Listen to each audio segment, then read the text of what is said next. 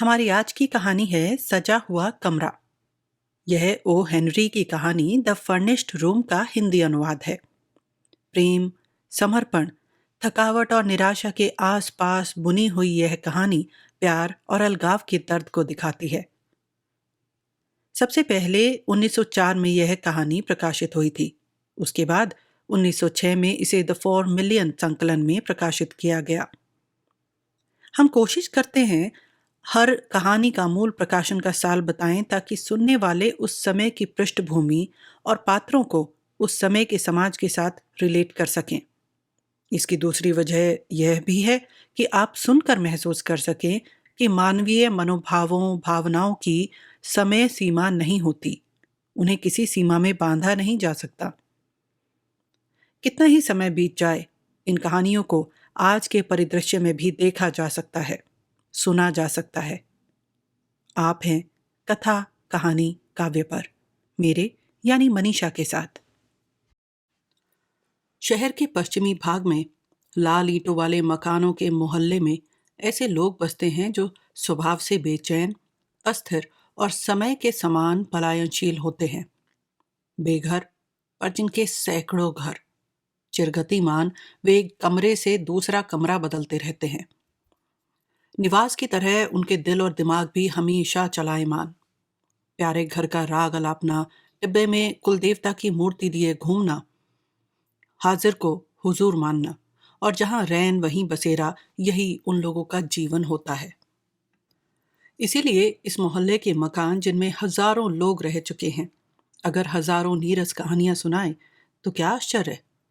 इन घुमक्कड़ों के समूह में यदि कोई रहस्य भरी बात मिल जाए तो भी क्या आश्चर्य। एक शाम को अंधेरा होने के बाद एक नौजवान इन टूटे फूटे लाल मकानों की घंटियां बजाता हुआ घूम रहा था। 12वीं बार उसने एक मकान के दरवाजे पर अपना पतला सा थैला रखकर ललाट और हैट की धूल पहुंची। घंटी की आवाज किसी दूर गहराई में गूंजती हुई सुनाई दी।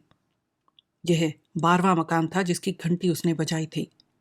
किसी अस्वस्थ और पेटो कीड़े सी दिखाई देने वाली एक बुढ़िया ने दरवाजा खोला, जिसे देखकर ऐसा लगता था कि सुपारी को कुतर कुतर कर खोखला करने के बाद अब वह खाए जाने योग्य किराएदार जीवों की तलाश में है।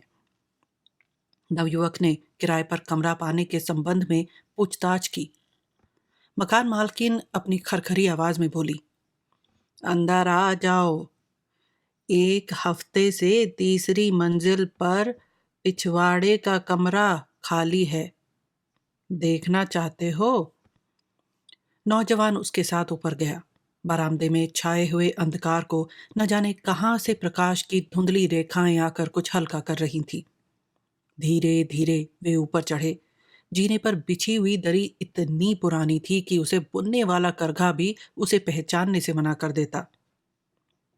उस अंधेरे दुर्गंध युक्त वातावरण में दरी की हालत जीने पर चिपकी हुई काई या लील से भी बदतर हो चुकी थी और पांव के नीचे कोई प्राणवान वस्तु सी सरकती मालूम होती थी।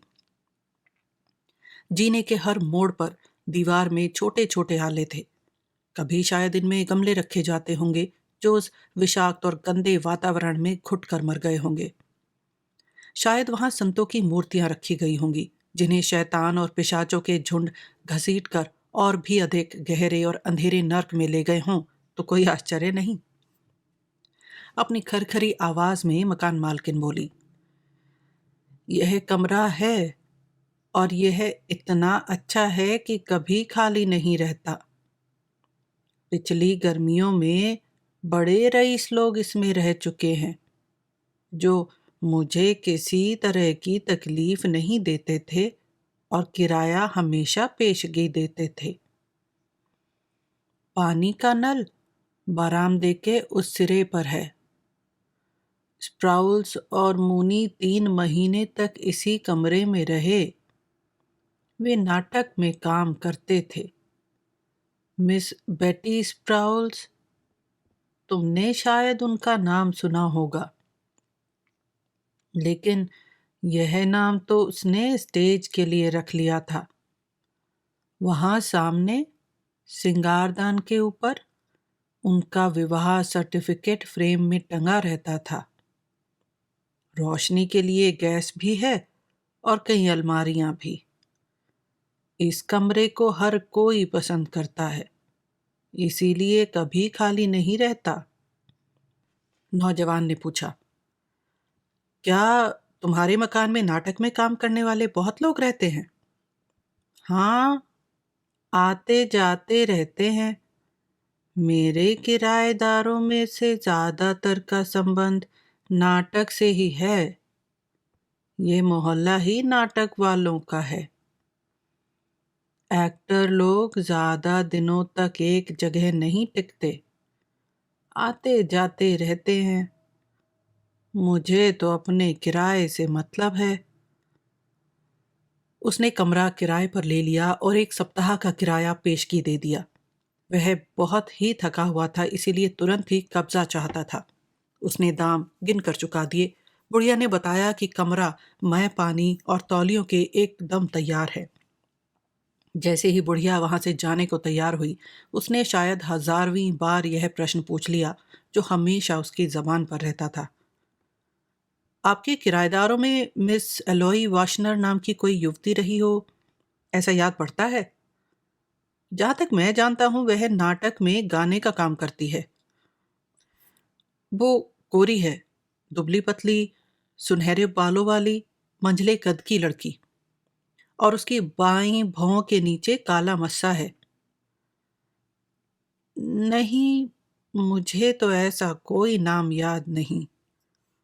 और ये नाटक वाले लोग कमरों की तरह नाम भी तो बार बार बदलते हैं। मैं उनके आने जाने की परवाह नहीं करती और उनके नाम की भी नहीं। निराशा, हर बार निराशा। इस सवाल को लगातार पूछते हुए 5 महीने बीत गए, परंतु हर बार निराशा ही पल्ले पड़ी। दिन भर नाटक के मैनेजरों, ठेकेदारों, संगीत पाठशालाओं और गायन मंडलियों से पूछताछ करना और रात को बेहतरीन नाटकों से लगाकर ऐसी नौटंकियों का प्रेक्षक बनकर घूमना जहां उसे खोज पाने की आशंका मात्र से ही वह सिहर उठता।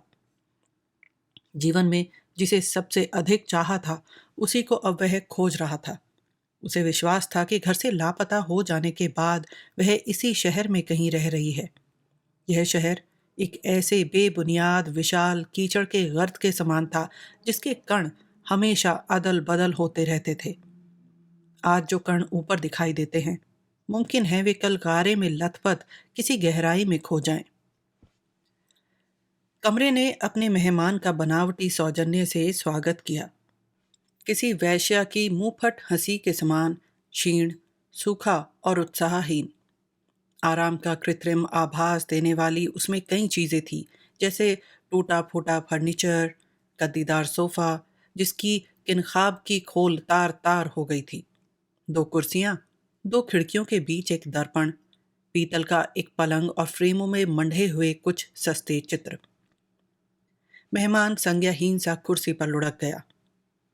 वेबल के कोलाहलमय टावर की तरह कमरे की गहराई से तरह तरह की आवाजें उठती सी सुनाई दे रही थीं, मानो कमरा अपने विभिन्न किराएदारों की कहानी सुना रहा हो। फटी पुरानी दरी के बीच एक रंग बिरंगा कालीन ऐसा दिखाई दे रहा था मानो मानो तरंगित समुद्र के बीच में कोई हरा भरा चौकोन टापू हो। भड़कीले रंगों के कागजों से मंडी हुई दीवारों पर उन चित्रों की सस्ती नकलें लगी हुई थी जो इन अभागे आश्रयहीनों का कहीं पीछा नहीं छोड़ती, जैसे युगेनॉट प्रेमी युगल, पहली तकरार, विवाह भोज, फवारे के पास खड़ी रति आदि। अमेजोनियन बैले की किसी अर्धनग्न नर्तकी के दुपट्टे के समान भड़कीले पर्दे से अंगीठी की शुष्क और नीरस मेहराब भद्दे तरीके से ढकी हुई थी।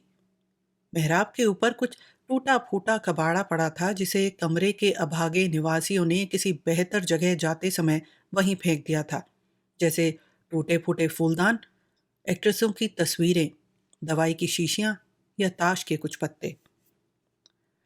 कमरे के पूर्व निवासियों की बारात द्वारा छोड़ी गई इन निकम्मी चीजों ने किसी कूट भाषा के संकेतों की तरह एक एक करके अपना महत्व प्रकट करना आरंभ किया।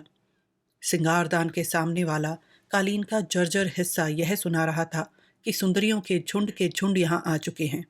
दीवार पर पड़े उंगलियों के निशान यह घोषणा कर रहे हैं कि यहाँ बंद किए हुए कैदी रोशनी और हवा के लिए लड़खड़ा चुके हैं। किसी फटे हुए बम की छाया के समान दीवार पर फैला हुआ एक धब्बा गुस्से में आकर दीवार पर दे मारे गए किसी गिलास या बोतल की कहानी कह रहा था। दर्पण पर किसी ने हीरे से बड़े बड़े अक्षरों में मैरी खोद दिया था। ऐसा लगता था कि कमरे की भयानक ठंड सहन न कर सकने से चिढ़कर उसके अनेक निवासियों ने अपना सारा गुस्सा कमरे पर ही उतार दिया था। फर्नीचर खरोंचा हुआ था। कई कमानियों के टूट जाने से पलंग ऐसा दिखाई देता था मानो कोई भयंकर दैत्य छटपटा कर मर गया हो। किसी मारपीट के हुड़दंग में संगमरमरी मेहराब का एक कोना टूट चुका था।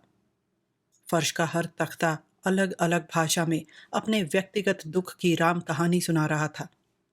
इस बात पर विश्वास करना कठिन था कि कमरे को इतना नुकसान उन्हीं लोगों ने पहुंचाया जिन्होंने कुछ समय तक इसे अपना घर समझे रखा। पर हो सकता है कि घरेलू सुख पाने की वंचित इच्छा ने घर का नाम धारण करने वाले इस कमरे के प्रति उनकी क्रोधाग्नि को भड़का दिया हो। अपनी तो झोपड़ी भी हो तो हम उसे झाड़ बुहार कर साफ रखें, सजाएं और उसे याद भी करें। नए किराएदार के दिमाग में इन विचारों ने खलबली मचा दी और कमरे में तरह तरह की नकली धुनियां और नकली गंध फैलने लगी। एक कमरे से उसे कामुक और बेहूदी हंसी सुनाई दी। दूसरे कमरे से डांटने की आवाज आ रही थी तो किसी से बच्चे की रुलाई और किसी से बैंजो की कर्कश ध्वनि। एक तरफ कहीं दरवाजे बंद होने के धमाके हो रहे थे तो दूसरी ओर से थोड़े थोड़े समय बाद घड़घड़ाती रेलगाड़ी निकल जाती या पिछवाड़े की चार दीवारी पर बिल्लियां बुरी तरह घुर्राती। उसने कुछ सांसें खींची और सड़ी हुई लकड़ी से मिश्रित अलसी के तेल की दुर्गंध से व्याप्त भूमिगत तहखानों से निकली हुई किसी घुटी हुई ठंडी सड़ांध से उसका दम घुटने लगा। ज्यों ही वह आराम करने के लिए लेटा कि एकाएक सारा कमरा चंपा की मधुर और उत्कट सुगंध से भर गया। यह खुशबू बयार के झोंके पर सवार हो ऐसी मुस्तैदी और तेजी से आई थी कि वह किसी साकार प्रतिमा सी प्रतीत होती थी। जैसे किसी ने पुकारा हो। चौकन्ना होकर चारों ओर देखते हुए नौजवान ने जवाब दिया, क्या प्रिय? भीनी खुशबू ने जैसे उसे चारों ओर से लपेट लिया। कुछ समय के लिए उसकी चेतना अभिभूत हो गई और वह हक्का बक्का होकर सामने हाथ बढ़ाए हुए जैसे उसके स्वागत के लिए तैयार हो गया। लेकिन सुगंध किसी को बुला कैसे सकती है? निश्चय ही वह आवाज थी।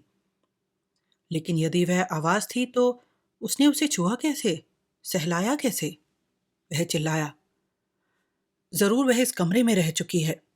कमरे में उस लड़की की कोई निशानी या कोई ऐसी चीज ढूंढने के लिए जिसे उसने छुआ हो। वह व्याकुल हो उठा क्योंकि उसे विश्वास था कि अपनी प्रेयसी की छोटी से छोटी निशानी को भी वह पहचान लेगा। मन को अभिभूत करने वाली चंपा की यह सुगंध जो उसे बहुत पसंद थी और जो उसकी प्रेयसी की अपनी निजी थी, कहाँ से आ रही थी? कमरा कुछ लापरवाही से सजाया हुआ था। बारीक मेजपोश पर बालों में लगाने वाली पिनें बिखरी हुई थी जो स्त्री जाति की सबसे समझदार और अनन्य संगनियां हैं। उन्हीं के समान स्त्रीत्व, अनिश्चित काल और निस्सीम भाव रखने वाली। इन्हें किसी प्रकार के व्यक्तिगत से शून्य पाकर उसने इनकी उपेक्षा कर दी। मेज की दराजों को टटोलते हुए उसे एक तिरस्कृत छोटा सा फटा हुआ रुमाल मिला। उसने उसे होंठों से लगा लिया, परंतु उसमें तो कमल की खुशबू आ रही थी। उसने उसे दूर फेंक दिया। दूसरी दराज में उसे कुछ बटन, एक नाटक का कार्यक्रम, किसी सूदखोर बनिए की एक रसीद, दो चार बनफूल और स्वप्नों का अर्थ बताने वाली एक किताब मिली। अंतिम दराज में उसे स्त्रियों के बालों में लगाने की काली साटिन की जाली दिखाई दी, परंतु पिनों के समान यह जाली भी स्त्रियों के रोजमर्रा काम में आने वाली एक मामूली व्यक्तित्वहीन चीज है जो किसी रहस्य का पर्दा नहीं उठाती। और तब उसने किसी टोहलने वाले कुत्ते की तरह कमरे का कोना कोना छान मारा, दीवारों का चप्पा चप्पा टटोल लिया, घुटनों के बल चलकर दरी की हर सलवट को संभाल लिया। अंगीठी की मेहराब, टेबल का हर दराज, पर्दे, तस्वीरें, कोने में शराबी की तरह लड़खड़ाती हुई अलमारी, कोई चीज उसने बिना तलाशे नहीं छोड़ी, पर उसकी कोई निशानी उसे नहीं मिली। फिर भी वह महसूस कर रहा था कि वह उसके पास चारों तरफ, सामने पीछे, ऊपर नीचे, बाहर भीतर, सब तरफ छाई हुई है, उससे चिपटी हुई है, उसकी आराधना कर रही है और अंतरात्मा में उसकी आवाज इतने विषाद से पुकार रही है कि इंद्रियों को भी मजबूर होकर उस गूंज का अस्तित्व स्वीकार करना पड़ता है। एक बार फिर वह जोर से चिल्लाया, हाँ प्रिय, और घूमकर फटी आंखों से शून्य में ताकने लगा। चंपा की उस खुशबू से वह रंग, रूप और स्पर्श को अलग नहीं कर सका। हे भगवान, यह खुशबू कहाँ से आ रही है और खुशबू में आवाज कब से आने लगी? वह दुविधा में पड़ गया। कमरे के कोनों और दरारों को कुरेदने से उसे कुछ सिगरेटें और बोतलों के कॉर्क मिले, जिन्हें उसने उपेक्षा से फेंक दिया। दरी की तह के नीचे एक आधी जली हुई सिगार मिली, जिसे गुस्से में आकर गालियां देते हुए उसने पैरों तले कुचल दिया। उसने कमरे का कोना कोना छान मारा। कमरे के भ्रमणशील किराएदारों की छोटी मोटी कई तुच्छ निशानियां तो उसे मिली, परंतु जिसे पाने के लिए वह व्याकुल था, जो शायद वहां रह चुकी थी और जिसकी आत्मा इस कमरे में मंडरा रही थी, उसका कोई चिन्ह तक उसे नहीं मिला। तब उसे मकान मालकिन का ध्यान आया। उस प्रेतग्रस्त कमरे से भागकर वह नीचे आया। एक दरवाजे की दरार से कुछ रोशनी दिखाई दे रही थी, जिसे खटखटाते ही बुढ़िया बाहर आई। अपनी उत्तेजना पर यथासंभव नियंत्रण रखते हुए उसने पूछा, क्या आप बता सकती हैं कि मेरे आने से पहले उस कमरे में कौन रहता था? जी हाँ, मैं बता सकती हूँ। उसमें स्प्राउल्स और मूनी रहते थे। बेटी स्प्राउल्स तो उसका नाटक का नाम था। वैसे वे दोनों पति पत्नी थे। मेरा मकान शराफत के लिए प्रसिद्ध है। उनके विवाह का सर्टिफिकेट भी फ्रेम में जड़ा हुआ वहां कील पर। ये बेटी स्प्राउल्स कैसी लड़की थी? मेरा मतलब, देखने में कैसी थी? काले बाल, नाटा कद, मोटा बदन और हंसमुख चेहरा। मंगलवार को उन्हें गए 1 सप्ताह हो गया। और उससे पहले कौन रहता था? एक कुंवारा ठेले वाला, जो 1 सप्ताह का किराया हजम करके भाग गया। और उससे पहले अपने 2 बच्चों के साथ श्रीमती क्रॉडर, वो 4 महीने तक रही। और उससे भी पहले मिस्टर डोवल रहते थे, जिनका किराया उनके लड़के चुकाते थे। उनके पास यह कमरा 6 महीनों तक रहा। 1 साल का लेखा जोखा तो मैंने बता दिया, और उससे आगे मुझे याद नहीं। उसे धन्यवाद देकर वह अपने कमरे में वापस लौट आया, जहां सन्नाटा छाया हुआ था। कमरे को सजीव करने वाली चंपा की खुशबू उड़ चुकी थी। उसके स्थान पर कमरे में पुराने फर्नीचर की दुर्गंध छाई हुई थी, जैसे किसी ने वातावरण को बंदी बना लिया हो। इस आशा के टूटने पर जैसे उसका विश्वास ही बह गया।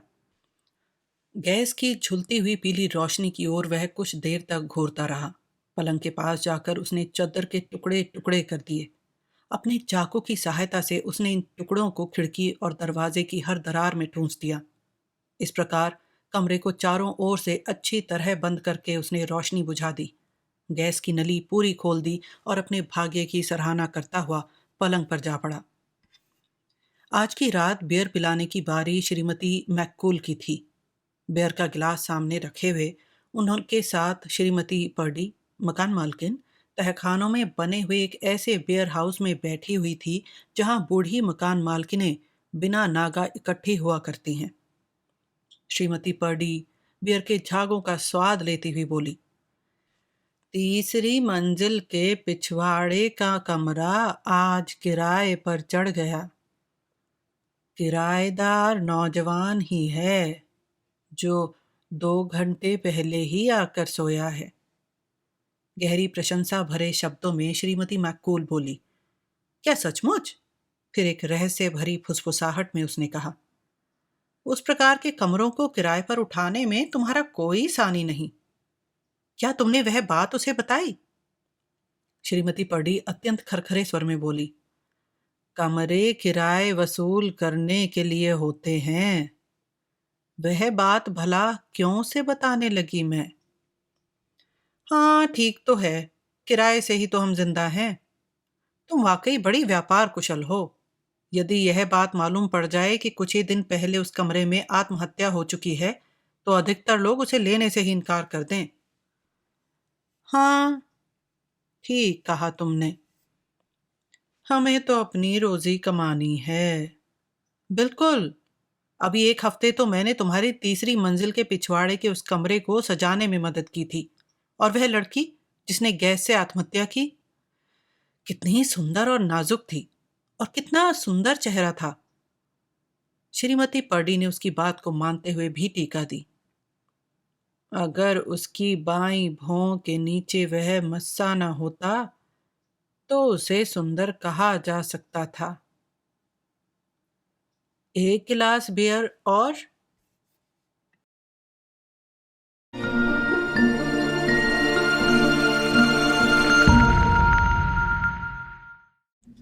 हमारे साथ बने रहने के लिए धन्यवाद।